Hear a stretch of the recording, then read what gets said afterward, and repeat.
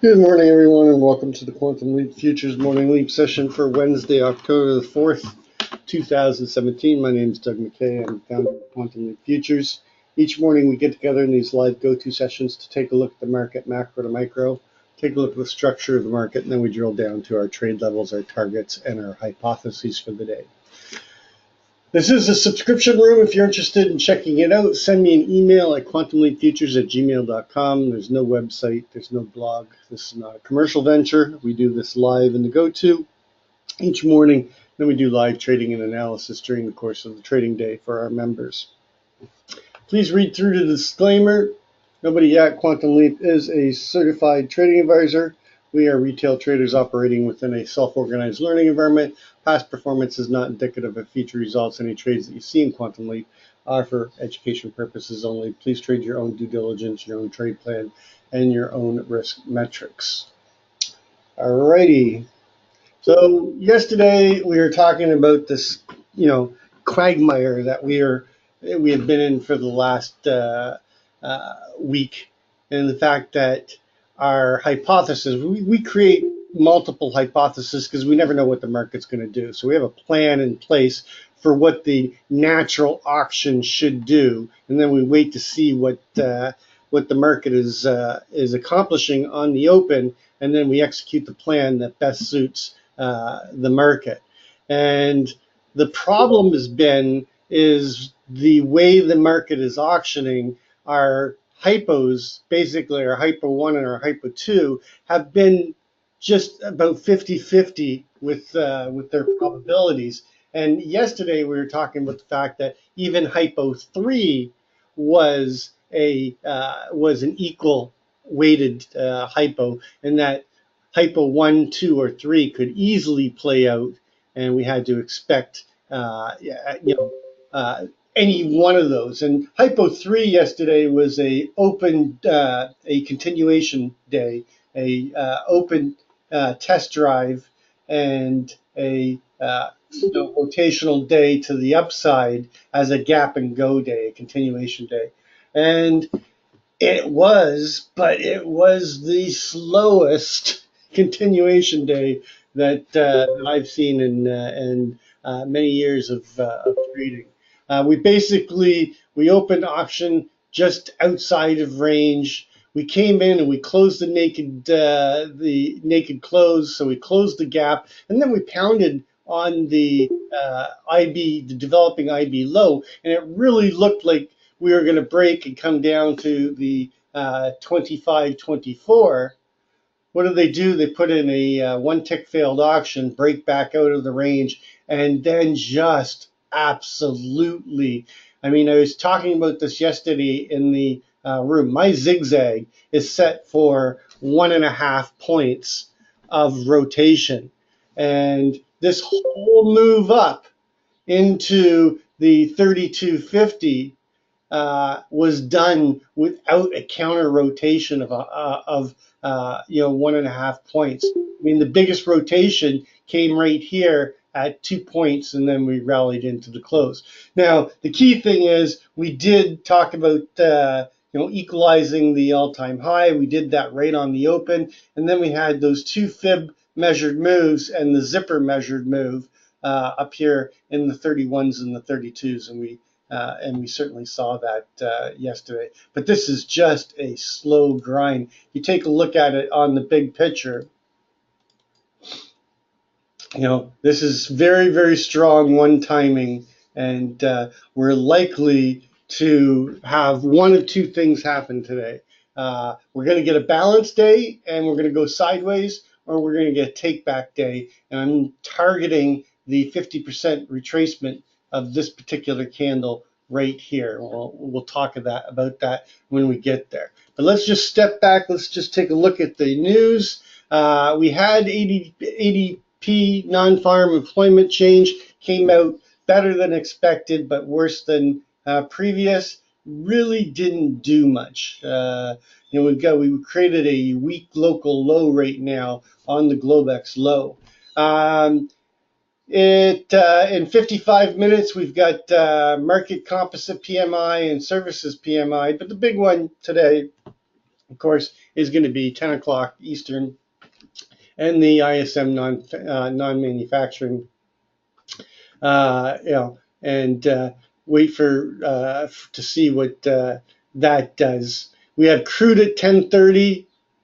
And then that is about it. We've got Bullard speaking at 3 o'clock, but other than that, and then we've got Fed Yellen speaking tonight, or at 3:15, I should say. So watch the close into this market. We also have ECB Draghi speaking at 1:15. So a fair amount of news today. I think that this could revalue the market and give us a pullback.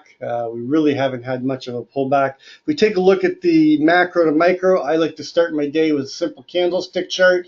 I start with the monthly, and what I'm doing is I'm watching the 9 EMA and the 20 SMA. Those are the two moving averages that you'll see on all my charts, and I want to see where we are within the time frame and how that time frame is trending. Do we got good slope and separation? Are we challenging the trend with a break of the 9 EMA? Are we violating and possibly changing the trend with a break below the 20 SMA? I also use this for doing my chart patterns, channels, candlestick patterns, just easy. I like the drawing tools on it. You can see that on the monthly, we've been in this upward channel of the upward sloping pitchfork. We've had 1, 2, 3, 4, 5, 6, 7, 8, 9, 10, 11. We are on our 12th month of one time framing up where we've had higher lows. On the monthly, the trend is very strong. Price is paralleling the 9 nicely. We've got room to expand. And as far as the larger time frame, nothing is showing weakness in this market. And any pullbacks, because I'm going to be talking about pullbacks today, any pullbacks in my mind of any significance should be bought because I don't think the upside is done on this trend yet. As we move down to the weekly, you can see that, again, we've got good slope and separation. We're in this weekly channel up, and the trend is very strong on the weekly. On the daily, we've gone parabolic on the last 4 days, creating a bit of a technical gap. So far, we've got a little bit of an inside day and the possibility of coming down and closing this technical gap against the 9. As we move to the intraday, you can see that we did pull back. We're testing the 9 now. We've closed that technical gap. This was not a foo bar, Mr. Sneaky, but it was a Mr. Sneaky inside bar, and we have pulled back. And we're going to be watching this 29 area. Anything below 29, I'm targeting the 27.25, and possibly even coming down into that 24, that naked VPOC down at 24. Going to the 30-minute. You can see that we have rolled over, and on the 30-minute, we have slope and separation to the downside. So we have a downward trend on the 30-minute. On the 15-minute, you can see it accelerates. There is a naked cross down here at the 27.75. Did I say 27.25? I meant 27.75 is that target that I'm watching, and this is the reason why. We have a naked cross down here. Going to the 5-minute. And you can see again, we tried to get above the 9, but we're getting slope and separation. We've got a weak local low, a weak low on the Globex at 29.50. I'm anticipating that this is either going to get expanded going into the RTH session, or it's going to get taken out in the RTH session. As we look at the structure, you can see that we have been in price discovery. We've had basically 3 gap and go days, and we've got a very blunt area of the profile between 19 and 29, and I'm anticipating that we come back into this area to start filling in and repairing the auction below. If we look at the overnight session, very, very tight Globex session again, but inventory is basically about 100% net short and time and value. There is an LVN from yesterday down here at the 29.50. We've pounded on it a couple times. If we break it, I'm looking at that 29. The initial target is going to be down here at this next LVN down at the 28.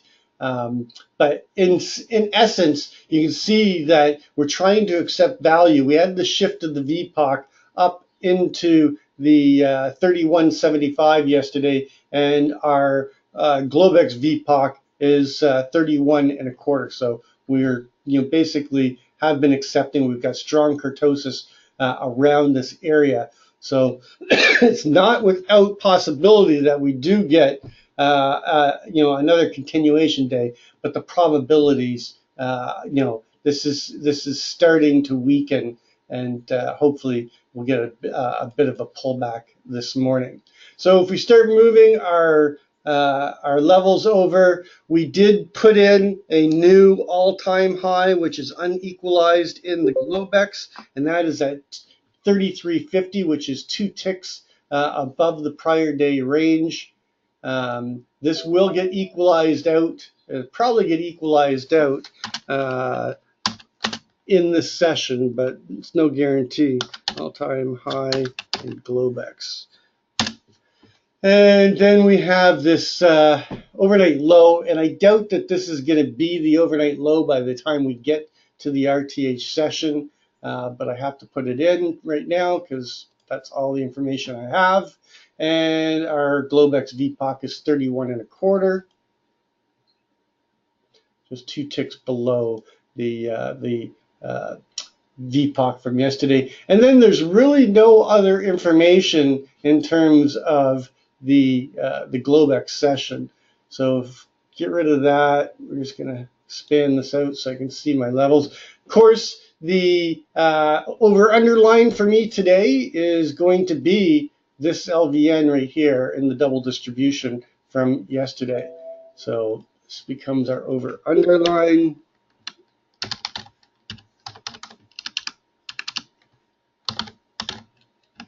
And basically that means that when we get below it, I'm favoring the short side. My main target today on the short side is down here in the 24, but my primary immediate target is that 27.75. And that was basically the open from yesterday.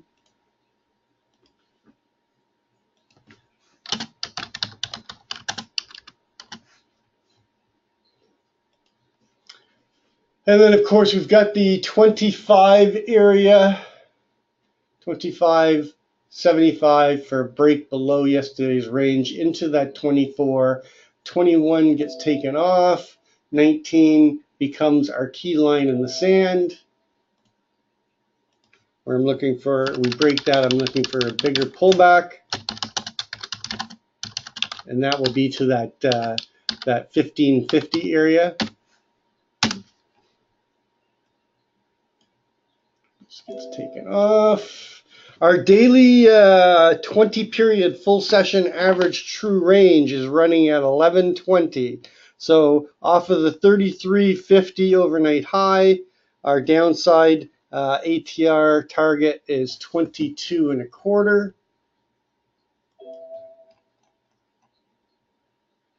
And off of the current low of 29.50.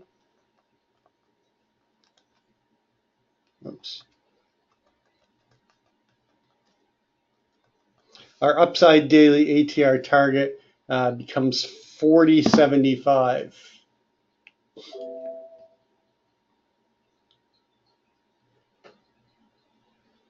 I'm going to be watching for any breakouts of the value area here at 32.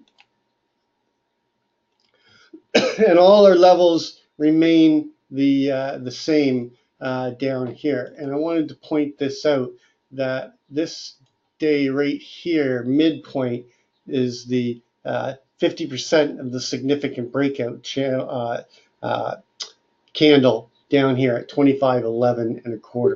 And that's the target for any larger rotation down rate there, is to come back and take back a day and a half or 2.5 days of range back to the significant breakout candle. That's this candle right here that I'm looking to come back. And this is a typical retracement when we break out of value and go into price discovery. I'm always looking at the breakout candle and the 50% retracement of that particular candle. So in terms of hypotheses, it's not gonna change much. I'm looking for a open auction in range.